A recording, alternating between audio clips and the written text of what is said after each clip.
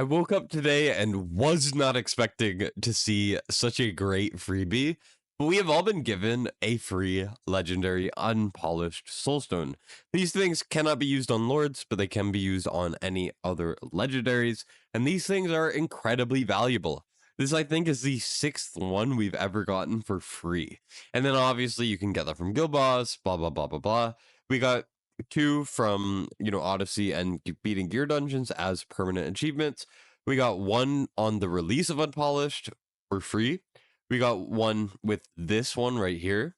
We got one for St. Patrick's Day, and then we got one around New Year's, I'm pretty sure. So that is 6 free unpolished soulstones. And I figure with that, we should probably, or I should probably redo my unpolished soulstone, video, right? So I'm going to be going over the main ones that you want to use them on. Generally, when you're dealing with unpolished soulstones, there's 3 different types of units that you want to look into using these on. The main ones are number 1, the unnameable units. These units, despite, eating up Lord Pity, Yimmer being ancient exclusive, basically almost a lord, not really a lord, but almost a lord, these guys can get unpolished soulstones. These are great options. The second thing is for limited heroes. Limited heroes, at least at the current time, I think they might do something about it, but I'm not 100% sure, are essentially things that come around once a year, right? We got Kiri a couple months ago. He's probably not going to be back for a couple months. Wukong is not pullable on the normal pool. This is how limited heroes work. They're guaranteed when you pull them. We actually have Anora on right now. And Ascent. Ooh, I can't show that. No, I'm kidding. But basically, limited heroes are not often pullable. So they're a good option as well. And then I would say one very small option is GVG, BP, or just Awakenings, which I'll go over later. But that's really just for the hyper competitive GVG focused accounts. Hey, editing this in here, I forgot to mention Lady Alexandra. She is so hard to get that when you have her, if you don't want to grind the Awakening, she's absolutely worth the Soul Stones because she can't be pulled, obviously. It's just almost no one has her, so I think it just completely slipped my mind. Her Awakenings are pretty solid. She's definitely worth it. So she's the number 4, I guess you could say. So to start off, just kind of to go over who I think is the most worth it, I actually changed my mind. In my last video, I said Ymir was the most worth it. I don't think that anymore. I think for the vast majority of the players in this game, I think Kiri has quickly become the best option, or at least one of the best options for, most of your unpolished soulstones. There's one hero where I would recommend getting their A1 specifically as soon as possible, but for Kiri, he just is the Soulstone candidate. Kiri is, to be completely honest, not that crazy at dealing damage at A0. When I use him in Guild Boss 2, when I use him in Guild Boss 1, he seems really lackluster compared to a lot of other options. I mean, my Arrogance is better, my Salazar does more damage, you know what I mean? But with Abyss coming out and Arenas, his Awakenings makes him so much more valuable, and he already was the 2nd best DPS for APOC and Nightmare 1. But now with Abyss, he is the best DPS by a mile with Awakenings. And in Arena, as long as you're running a Watcher team, he can almost solo the entire thing for AoE and single target, which is incredibly impressive. He is part of some of the best teams there. And the thing about Kiri, like I said, is he's not very good on Awakened. His A1 doesn't do much, his A2 doesn't do much, but his A3 will, between 3 and 4, X his damage. He just gets like almost 4 times better with his A3. He becomes a DPS powerhouse. Once again, best Abyss, which is the hardest content in the game, DPS, and great in Arena. I mean, you could use him in Gear Dodger 2. He'll one-shot the magic clones, which is crazy. If you want to see a video on that, I can probably cover it, but basically, he does so much freaking damage. It's insane. I mean, the new codex that just came out, he's meta in. He's really good in a lot of other content because he has the highest concentrated damage in the game.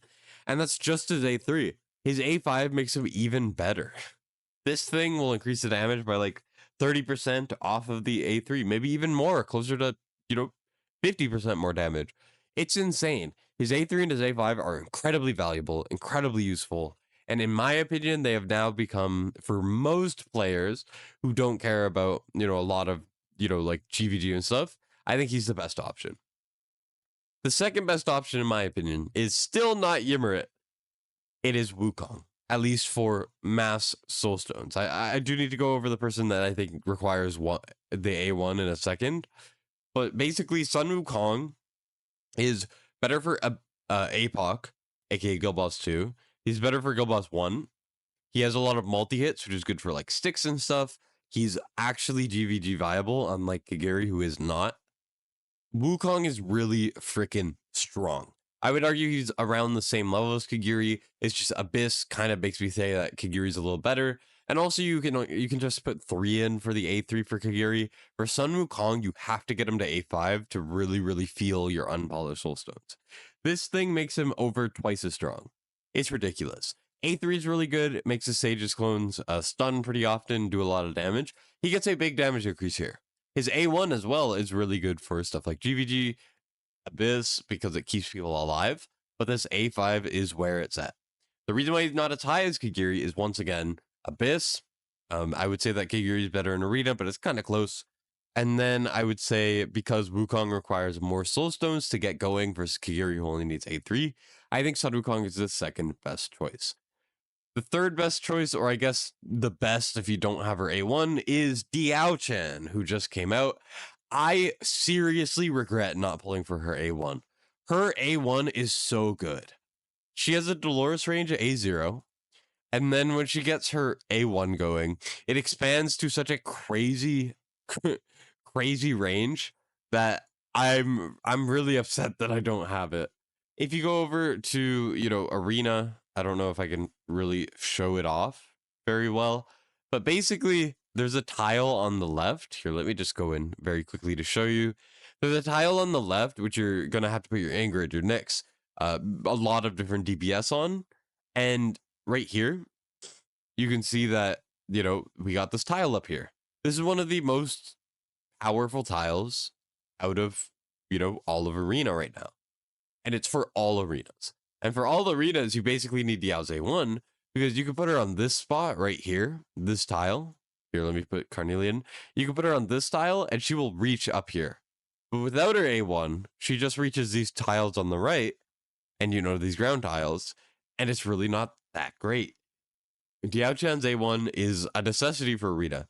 It's really needed for Abyss, because she won't cover all of the required platform tiles. She'll miss at least one no matter where you place her, and it'll lower your Abyss damage.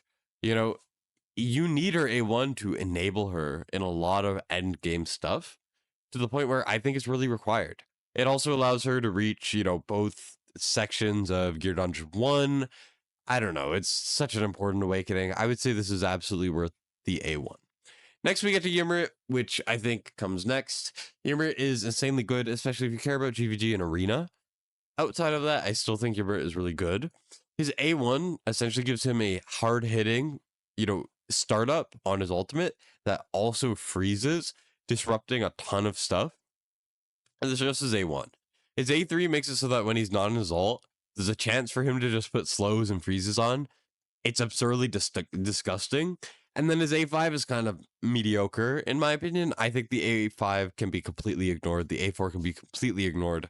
I don't think you need either of these. This thing increases the attack range, but it makes it take way too long to start up, to the point where you probably won't even notice a difference. So that's Ymrit. I think Ajax has kind of fallen out of favor for me. I think that he's a little bit, less of a definitive Soulstone candidate.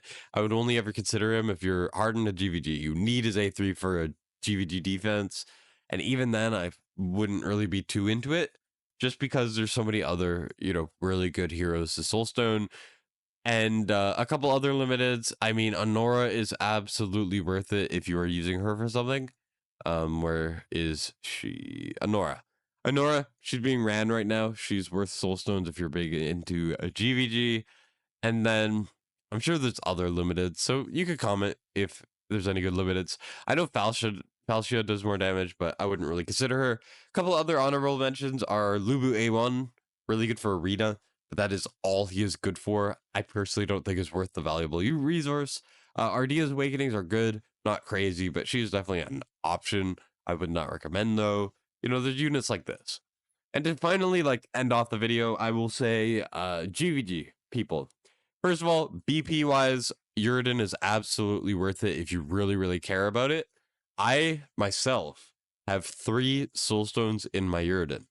I could obviously reset them and then put in either more copies or just have an A2 Uridan or whatever, but I don't want to do that because I care about GVG. There's also a couple of other units like Bubba has really high BP, Jira has high BP. For defenses, I mean, you could probably think of some good units. I mean, RSA1, I wouldn't do it. That's kind of bad. Basically, when you're going through your Unpolished, you always have to be thinking, is it worth this incredibly valuable resource? And generally, I know you guys might want to, you know, get Arrogance A3 or A5 or whatever, or you might want to, you know, Soulstone your Twilight A1 in order to push a guild boss. I personally don't think it's worth it. We still have limiteds that could come in the future, or people where, you know, their awakenings are absurdly broken that aren't even out yet. You know, if you do not, if it is not necessary. Oh, also, Lady Alex is absolutely worth it. I forgot to mention her. She's like impossible to farm up. So if you don't want to farm up her awakenings, she's worth it. But anyways, Unpolished are valuable. You have to do it on a very finite character that you're sure that you're not going to pull on, or characters that you really need right now, and you think you'll have that longevity to where you're going to use them a lot in the future. Units like Dao Chan A1, Kiri, Wukong are so finite, and they're so good right now that even if they get power crept a little bit in the future, which I think would kind of be BS because they're so strong that I don't think that would ever happen, you know, they're still going to be usable. That's kind of what you need to be looking at. You need to be looking at people you use, people you know that you will use now and months in the future, because reset books are rare. We've only ever had 2 in the 2-year history of this game almost. And, you know, these things don't come along very often. You really have to be smart with them. And that's all I'm trying to say in this is these are some good options. I wouldn't use them on many other people because, you know, you got to be careful. But that's kind of everything I wanted to talk about.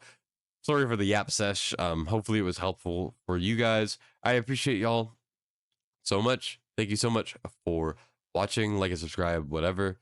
And that's it for me. Destined signing out.